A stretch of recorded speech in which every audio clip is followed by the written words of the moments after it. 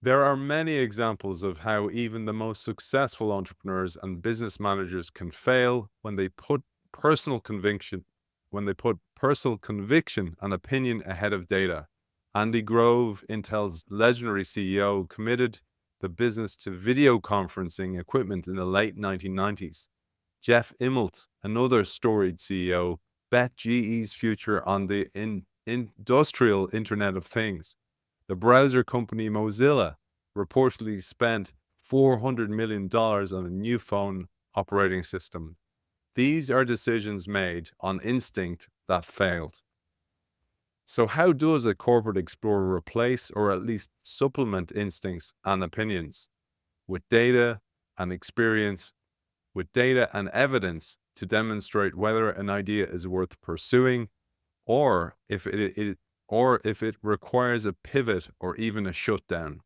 How does a corporate explorer answer questions that have a major potential to jeopardize the project's progress, and ultimately its future success if not addressed upfront? Big questions to get through on today's episode of the Corporate Explorer. Just a reminder that the Corporate Explorer series is brought to you by Wazoku. Helps large organizations create effective, sustainable innovation ecosystems that accelerate efficiency gains and new value growth. And it does this through intelligence enterprise software that connects and harnesses the power of employees, suppliers, startups, universities, and a unique Wazoku crowd of over 700,000 plus global problem solvers. Wazoku calls this connected collective intelligence, and you can find our friends at Wazoku at www.wazoku.com. So today's episode describes how incubation tests unproven assumptions of an idea. Sorry, I'm going to say that again. Today's episode describes how incubation tests unproven assumptions of an idea for a new business by de-risking each element before committing scarce resource to the project. We have two corporate explorers, one that worked alongside the other to bring a great success to life. And it's a great pleasure to welcome the co-authors of the Corporate Explorer Fieldbook and a chapter entitled Business Experiments, De-Risking Execution Spend Through Experiments, Sarah Spoto and Vincent Ducret. Welcome to the show. Thank you. Thanks so much for having me. Thank you. It's great to have you guys. Sarah, maybe you'll start by introducing yourself and how you got involved in this chapter, and then we'll come to Vincent, and then we'll get stuck into the chapter. Thanks again for having me here. I'm Sarah Spoto. At the time when this chapter was written, I was working in China, in Shanghai, with General Motors. I was the director of strategy, innovation, as well as brand strategy for the organization. And it was really an incredible opportunity for me. I had been working at the headquarters in Detroit for GM for a number of years, and to go to a region to really build a startup within this large multinational corporation was honestly a dream come true for me. I consider myself an entrepreneur, but of course, being in corporate, sometimes you don't always get those opportunities to do something truly entrepreneurial. And in this case, I did. And so I'm really proud to say that we had leadership who very much supported our efforts in taking an experimentation approach to how we developed the offerings for this new business model, and doing it in conjunction with more traditional methods like market research, right? And I think those complemented each other very well. So my role there, I was actually employee number 4 on the team. So while I have this fancy sounding title, I wore a lot of hats and was really helping to drive innovation and agile methodology and bring this experimentation approach to the business, while at the same time also building our brand there as well. Brilliant, Sarah. And so great to have you. And it's great to have somebody who's done the work and has all the scar tissue and all the arrows in the back for doing that work as well, which really makes it real. And Vincent, maybe you'll introduce yourself as well, and then we'll describe the chapter, but also the frameworks that exist in the chapter. With great pleasure. And thanks again for the invitation. And so nice to see you again, Sarah. So in fact, I have a computer engineer background, okay? And by the way, I'm just calling you today from the place where I graduated more than 20 years ago, EPFL in Lausanne. So I started really my career as a software developer. So I was exposed very early to all those extreme programming, agile way of thinking, of working. And I worked several years for Sun Microsystems. Probably some of you might remember this company. And then I moved to the other side of the mirror, I used to say, because I spent 15 years in corporate environments. So when I joined Sarah on this project, I was used, I will say, to the corporate world. So I know what might be the challenge, what might be, I will say, the problems they may face. So I spent 15 years in corporate environments, having worked for different departments.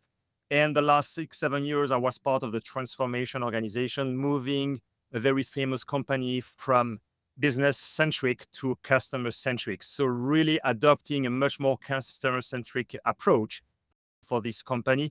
And I have also the opportunity today to teach business transformation and innovation principles in a different university in St. Gallen or in Geneva.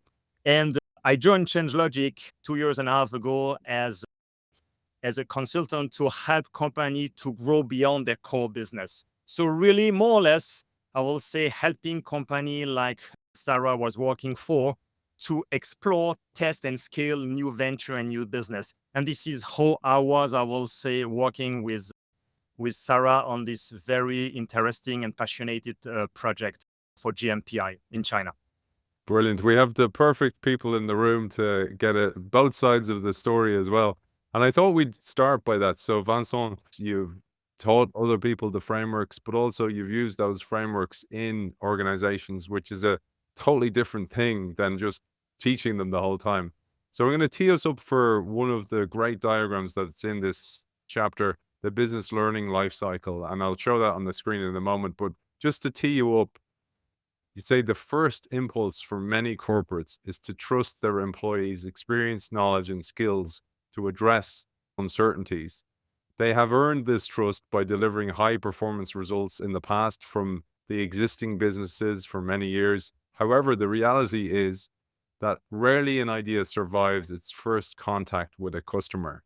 The uncertainties of an emerging business make your first ideas susceptible to bias, meaning that there is a strong correlation between the trust approach and the failure of corporate innovation.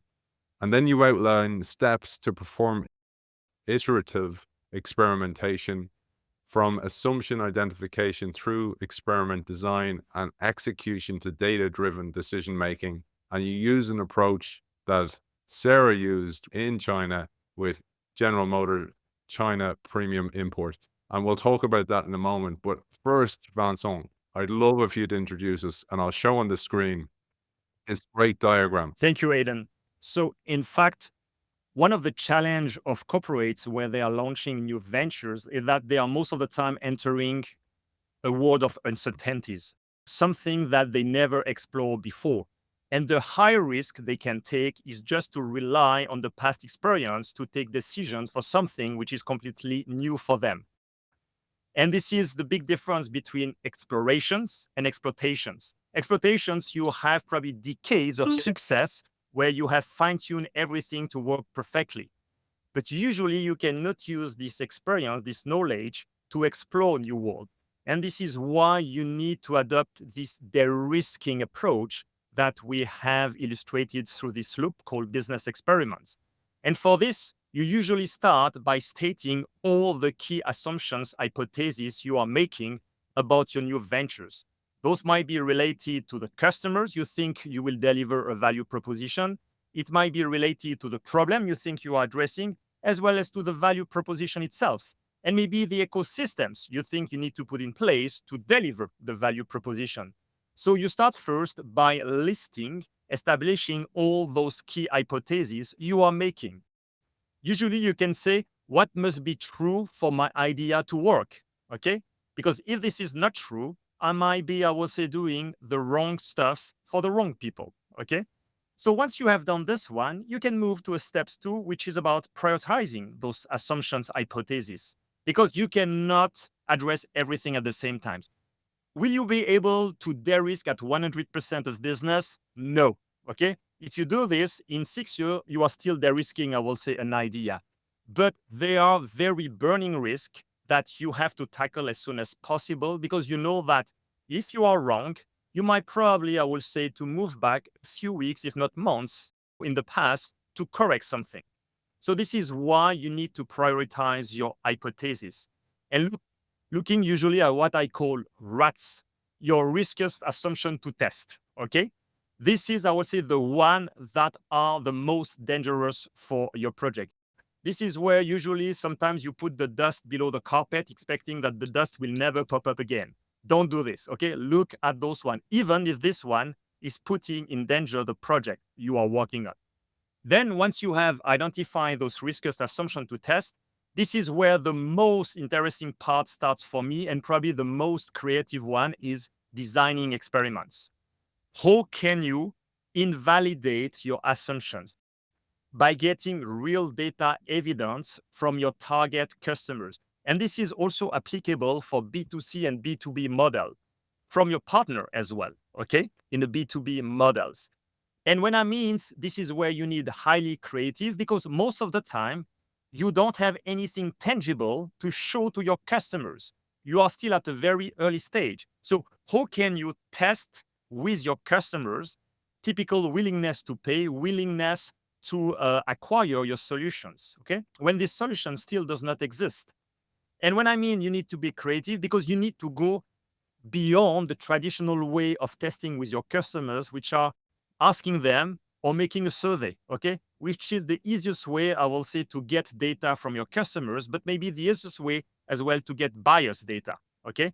And to not get any proof of what you are really, I will say, doing, if it is right or wrong for your customers.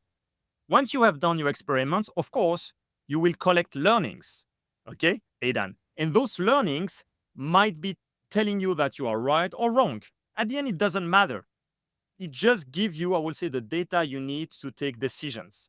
And based on this learning, then you can decide to go for the next iteration, for the next loop, where you will look maybe at the second riskiest assumptions you have to test, okay?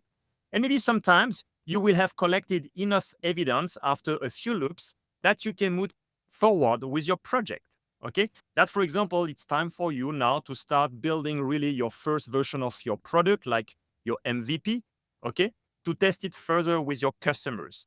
But this loop is to remind to the people that the most important in incubation is not about, I will say, prototyping, is about de-risking. You need to de-risk as much as possible to bring all the data, the confidence that you are doing the right thing for the right customer to address the right problems. So this is why, as long as you don't have enough data evidence to tell you you are right, you need to keep, I would say, looping. It's so difficult though, Vincent and Sarah, so Sarah, for example, you're going to China, you have a bias for action. You really want to get stuck in, you want to show progress, and then you have to take a step back and you have to use a diagram like this. And you're like going, oh, I just want to get started. And when you have to go through that loop, first of all, the discipline to go through that loop, and then the discipline to perhaps do it a second time, it's really hard for a corporate explorer because of this time. You know, you feel like the sands of time are slipping away all the time. And I'd love if you'd share how you manage that when you're talking back to HQ and say, look, I got to go through this process, otherwise I'm going to be squandering money for the company, or how did you position that? Yeah, it's such a good question, and it's a totally valid concern that I think all of your listeners who work in corporate will understand and sympathize with. They're always trying to balance de-risking to have that confidence, especially if you're building a new organization, you're a leader in that organization, as well as showing that you're making progress and moving quickly. And sometimes you really have to move quickly to build that momentum in the broader organization, right? And get that buy-in. So I think there's a few different tactics we use to accomplish this. I think making sure that you have strong leadership support is really key. Making sure that you have advocates in your organization who can support you and your different or innovative approach to doing business, because it is very different, right? And already the business model that you're working on is going to be different in itself. And then you add a layer of, okay, our methodology is totally different as well. So make sure that you have the right voices in the right forums to support what you're doing, which I'm saying it very simply, but it's not simple, right? So we actually took a very strategic approach to thinking about who we needed to bring on board along with us. And thankfully, we were able to do that within our organization and the broader organization. But that's just one level, because the experiments are going to get done by your working level team. And in a lot of cases, your team is really lean. You might be under-resourced. Everybody is doing a lot of things outside of their typical scope. And that can be hard to motivate folks to say, okay, we're going to take an approach that you are not familiar with at all, outside of your normal work, but we think it's the right thing to do. So there's also, I think, the buy-in that has to happen at the working level as well, like the cultural piece of it, and giving folks that psychological safety to see failure as part of this process. And that takes a lot of effort. And I think that's something I definitely want to emphasize on this podcast in particular, because maybe you read it in a book and, okay, great, the framework, let's follow the framework. But there's that other element of that cultural piece that's so important, and making sure as a leader, as a corporate explorer in your own organization, that you're taking the time to get buy-in with your working level team as well. So spend and dedicate that time to educate them on the process. They're the ones that are going to make it happen. Bring them along for it. Make sure they understand the impact that they're having, the power of the frameworks that you are using. And then make sure also that you're celebrating the failures as well. And I remember the first moment the result of one of our experiments came back working with Vincent and team, and it was a failed experiment. And it was a very celebratory moment for us because we got information. It was like, oh, this is not what we thought. And that's great. It was actually clear, really clear, right? The experiment allowed us to have that clarity even in our failure, and it allowed us to pivot. So making sure that you're taking time to pay attention to the cultural aspects as well. Great point. And that failure piece, so many people would try to cover up that failure, but how you position that and go, we saved ourselves millions by not actually going here because we proved it wrong. Vincent, for you, Yeah. This is one of the key roles of the consultant here. Exactly. And I would like just to emphasize what you just say, Aidan. This is sometimes very important to show to the management that by not doing something, how much money you are saving. Because this is where sometimes you may have the spark in their eyes and say, oh, no, I got you. Okay. We have spent maybe 3 weeks to do this experiment, but we are saving 6 months of doing something that nobody needs. And by the way, you saved me $500,000 because that was the plan we had. Okay. Because usually when you start experimenting, people have the feeling that you are slowing down everything. You say, oh, but why are we experimenting? Let's just build it, okay? And I say, yeah, that's fine, because if you are measured just on delivering something, perfect, build it, deliver it. But then if nobody is using it and you are also measuring about the customer adoption, you might be in trouble, okay? So that's why, yes, you might have to invest a little bit time at the beginning to start understanding how to experiment. But as soon as you start doing this one, you are saving a lot of time, money, and resources that you can use on stuff which are demonstrating real progress, real data, and evidence, okay? But this is hard at the beginning for your leaders to understand this one, because they have been so used to go to some leadership meetings where you just show the way, I'm sorry to be brutal, but the way you are burning the money you got for your project.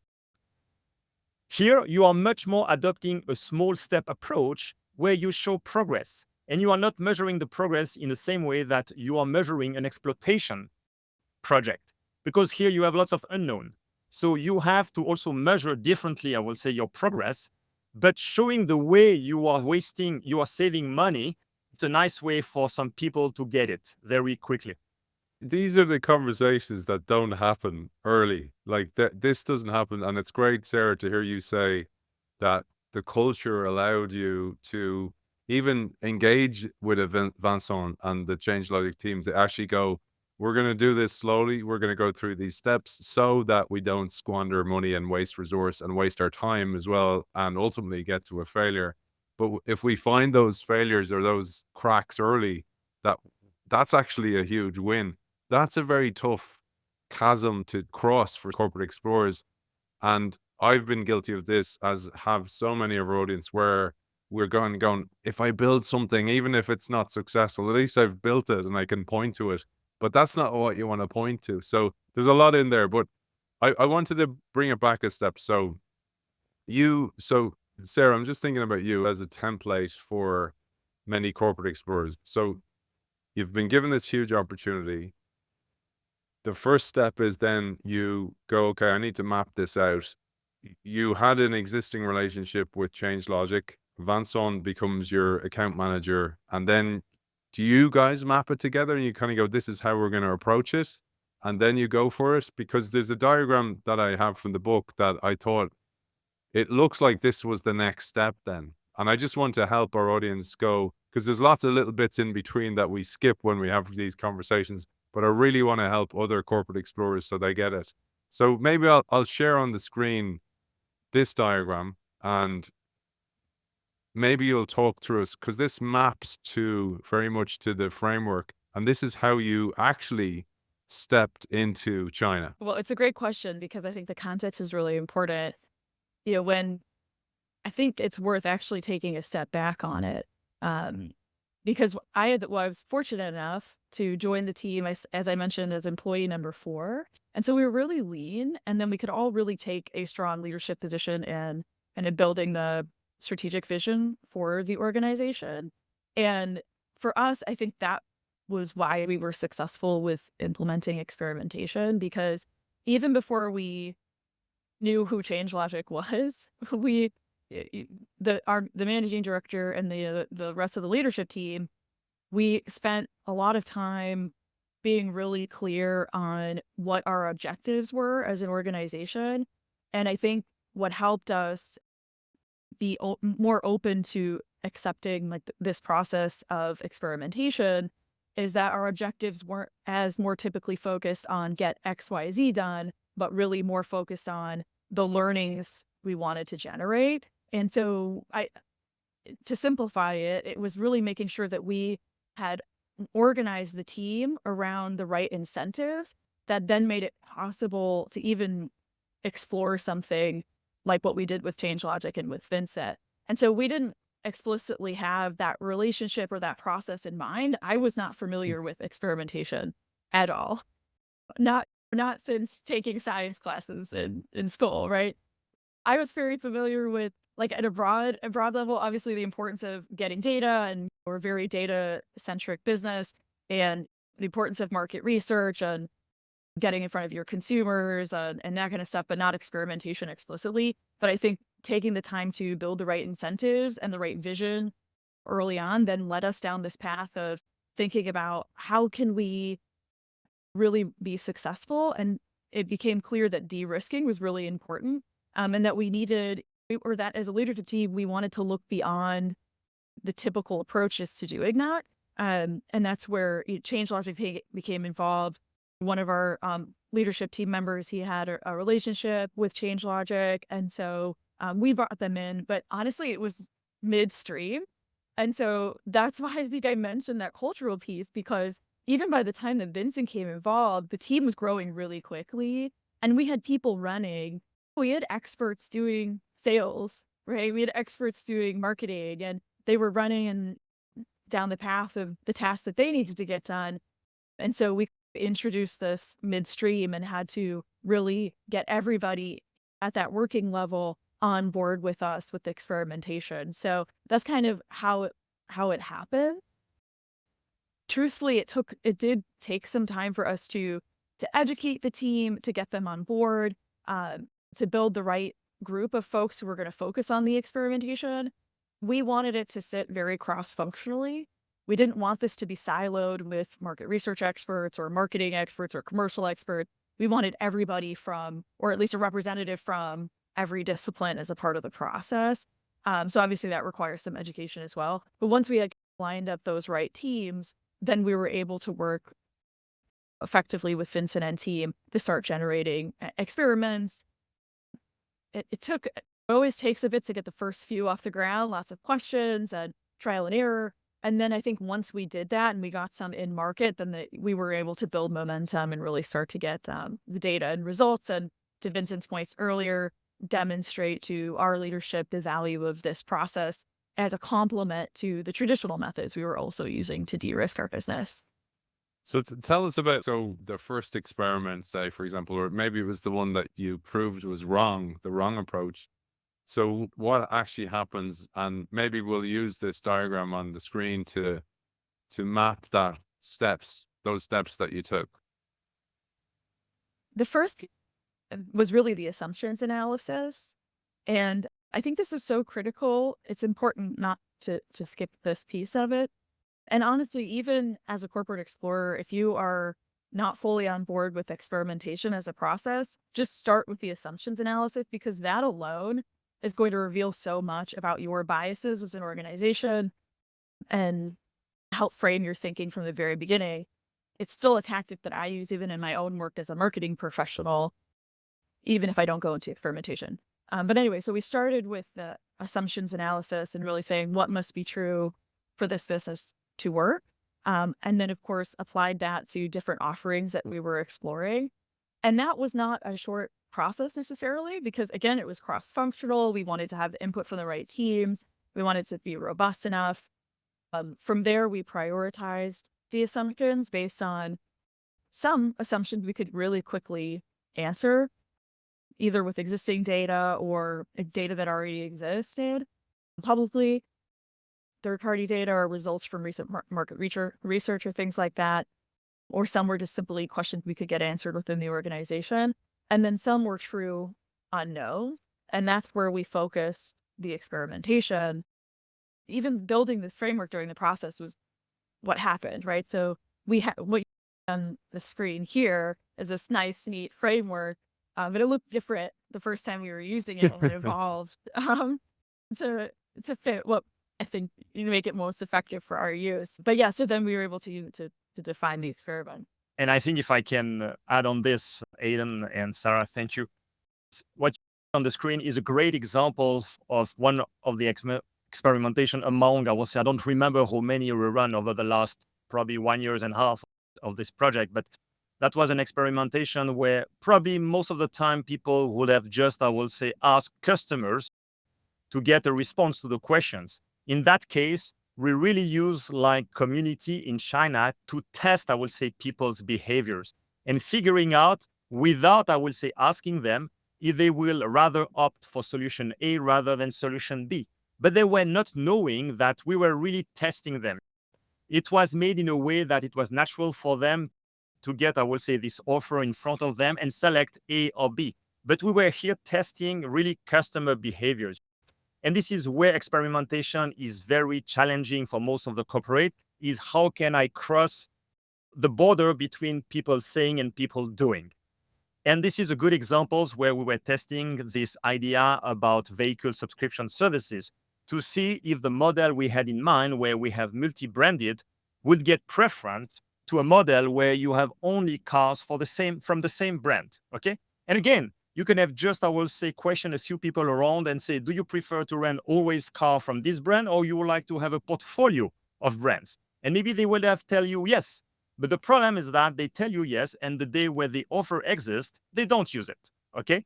Because what they say is not what they do. So here we found a way using community that was existing in China to really test their behaviors and to see to which level they are ready to even subscribe for a service which was not yet existing at this stage, okay? So this framework is helping you structuring your assumptions and turning it into something that you can test, measure, and you can take decision. And decision may be just accept that you are wrong, and that's okay. That's a learning. You are not failing. You are just learning that you are right, or you are wrong, or you have enough data telling you that you are right. Sarah, did you want to add anything? Just in terms of like the application of the experiments, because we were in the middle of the pandemic when we executed our first set of experiments. And so we started out with more digital focused experiments, and in China, they have, of course, an incredible ecosystem of digital tools, WeChat being a great example of that.